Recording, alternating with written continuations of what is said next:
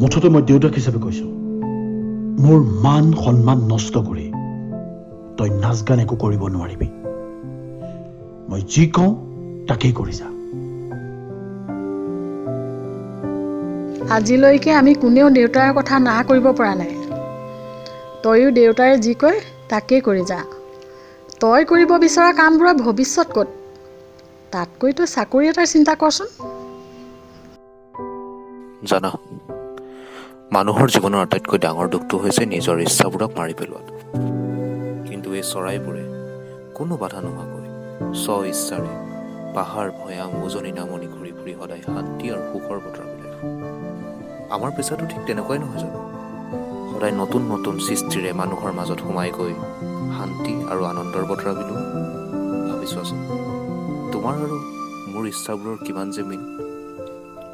আমি দুয়ে যদি একলগ হৈ আমাৰ পেচাটোত কাম কৰোঁ, তেন্তে আমাৰো পৃথিৱীখন কিমান যে ধুনীয়া আৰু সুখৰ হৈ পৰিব, নহয়নে?